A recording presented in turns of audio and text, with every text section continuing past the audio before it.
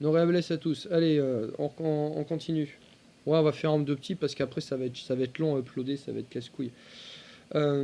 Alors, on était sur les livres. Ça c'est déjà fait. On va passer à la BD. Alors, ça, Bordel de mer Punisher Max par Garcenis.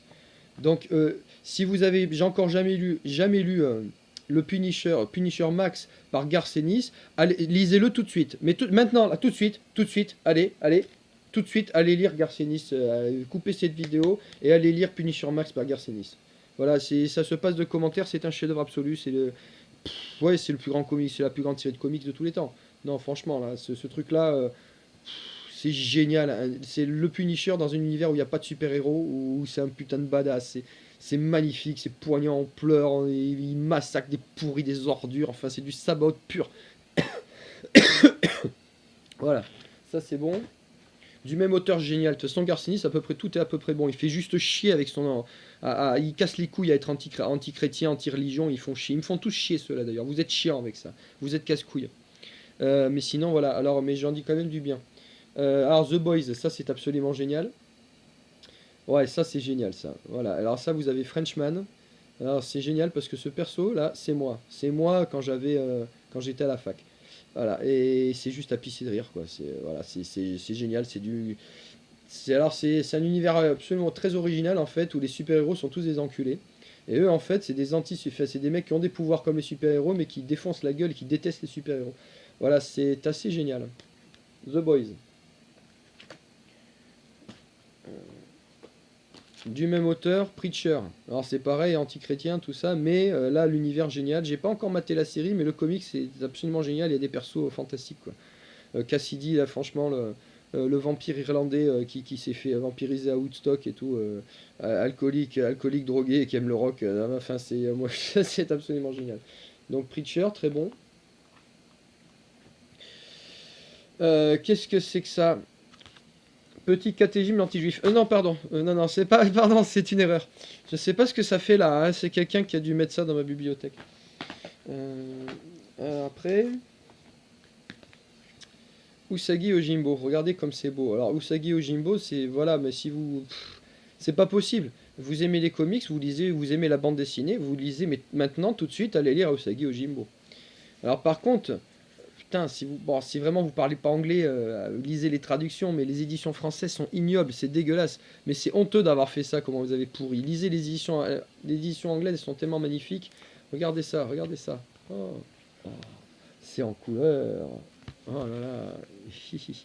Celui-là, c'est un collector pour les 25 ans de la série. C'est de la balle, j'adore. J'adore. I bless Usagi Ojimbo and I bless Stan Sakai. Voilà. C'est juste ça le truc. C'est qu'en fait, je bénis. Voilà. Génial. Ah, alors attention, là, c'est du lourd. Ta-da-da-da. Meilleur perso de tous les temps, Hit Girl. Alors là, putain. Bon, donc, on est d'accord, Hit Girl, enfin, qui casse, tout le monde est d'accord. Le premier, c'est génial. Le deuxième, c'est une énorme bouse pourrie de merde. Enfin, Ah non, j'avais dit le truc. Bah oui, c'est tout ça simple. C'est qu'en fait, tout l'humour, entièrement, l'humour de qui casse, le charme, tout le truc, toute la série, en fait, que ce soit le comics ou le premier film, est entièrement basé sur le fait que Hit Girl, c'est une petite fille. C'est une gamine. Et c'est pour ça que c'est drôle. Parce que quand on la voit, une petite fille comme ça, des petits bouts de chou, qui défonce la gueule à des gros enculés, ça fait plaisir qu'il les décapite, tout ça. Alors dans le comic, c'est encore plus violent que dans le film, tu vois. Mais le problème, c'est qu'après, l'actrice, elle a trop grandi. Et donc dans le temps, elle arrive, c'est déjà une bimbo, tu vois. Et du coup, quand c'est une bimbo qui casse la gueule qui casse la gueule à des mecs, et ben c'est pas du tout, ça n'a plus du tout le même effet, c'est beaucoup moins drôle. Et en fait, ça casse les couilles parce que c'est dans cette espèce de truc qu'on voit qui nous casse les couilles avec ça depuis 15 ans au cinéma, de nous montrer que des putains de gonzesses. Des putains de gonzesses, des meufs, des bimbos qui font 50 kilos, qui cassent la gueule à tout le monde. Voilà, ça c'est de la merde. Vous nous faites chier avec ça. Ça fait rêver personne. Ça fait plaisir qu'aux putains de féministes de mes couilles. Voilà, c'est de la merde. Ok, c'est pas ça. Tu vois. Voilà. Nous on veut Hit Girl. Voilà, parce que c'est drôle. C'est drôle parce qu'on n'est pas censé y croire.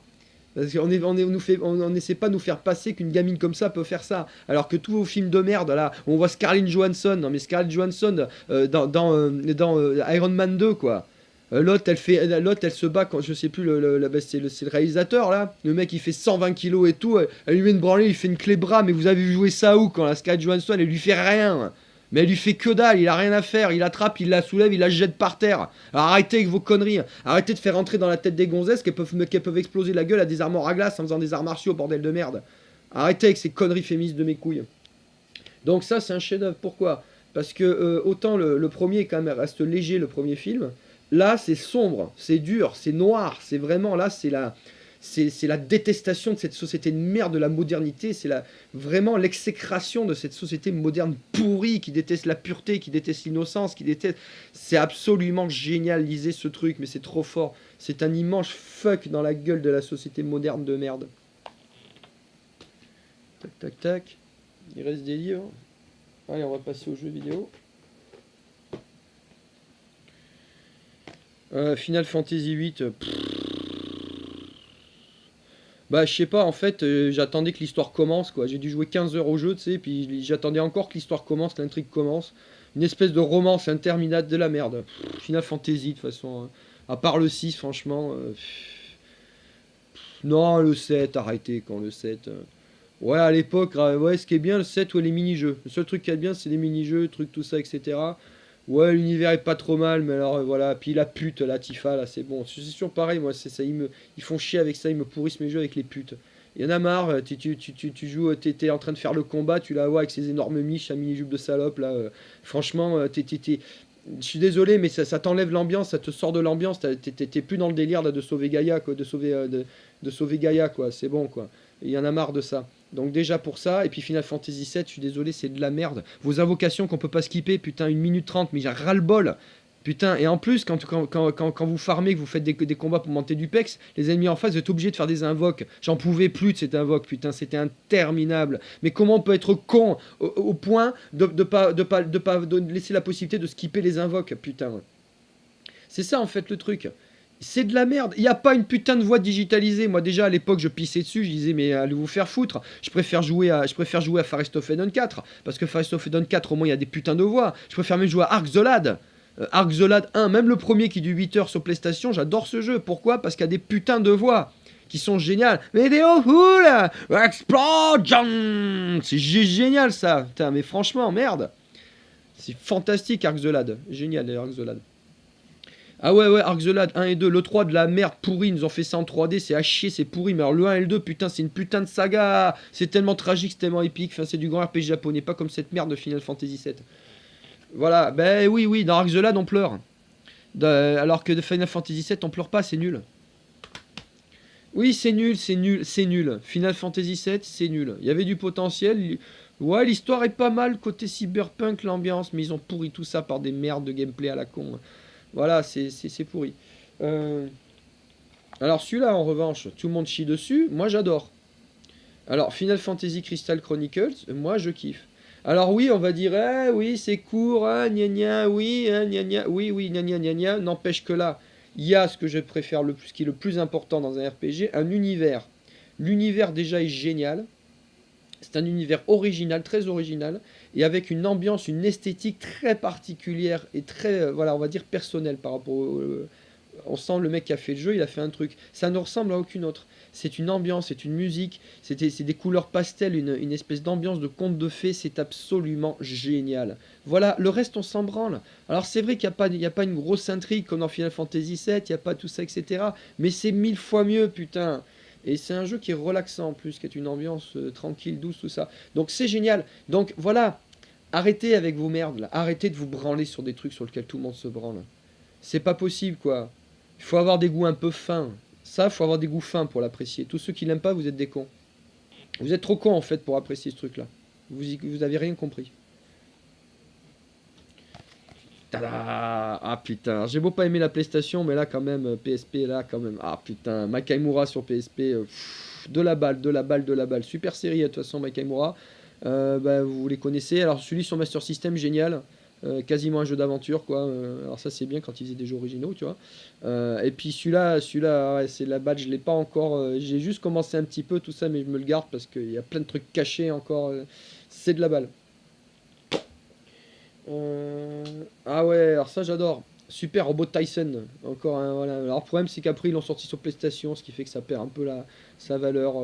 Voilà, ça aurait été bien que ce soit que sur Saturn. Enfin ça c'est de la balle, hein. Voilà, c'est du combat de robots avec tous les robots des séries japonaises, tous les mechas, c'est génial. Ah, alors là attention, là il y a du lourd. Castlevania, c'est le Dawn of Sorrow. Ah non, Portrait of Ruin. Dawn of Sorrow, je l'ai présenté déjà. Alors, Portrait of Ruin, génial. Non, mais un Castlevania qui se passe pendant la Seconde Guerre mondiale.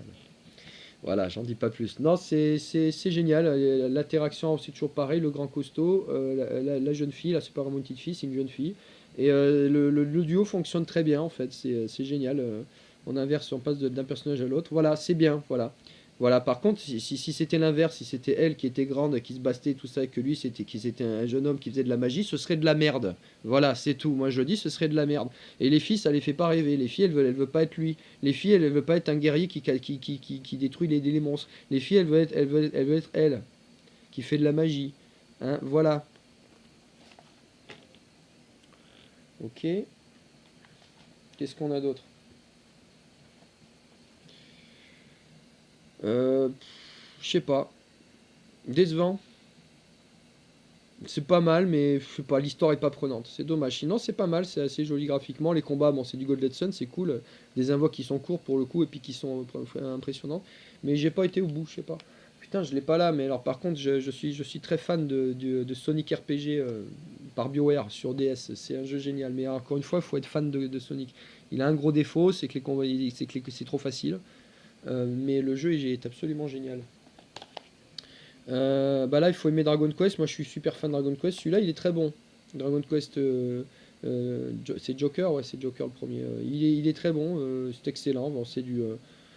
Voilà, parce qu'en fait, Pokémon, ils ont tout copié sur Dragon Quest Monster. Bon, ça, oh, je sais même pas. Quand je vois le niveau d'érudition de jeux vidéo des youtubeurs en France et même à l'étranger, enfin à l'étranger, non, non, franchement, il n'y en a aucun qui a mon niveau ou celui de mon frère. Donc, ça, c'est très bon, Dragon Quest Monster. Alors ça c'est absolument génial. Non mais là voilà, c'est sûr, si vous aimez les mangas, si vous êtes obligé, il y a tout le monde, il y a tout le monde, il y a Ken le Survivant, il y a JoJo's, il y a Son Goku, il y a des persos Dragon Ball Z, il y a Naruto, il y a absolument tout le monde dedans, c'est génial. Voilà, est-ce qu'on a tout fait?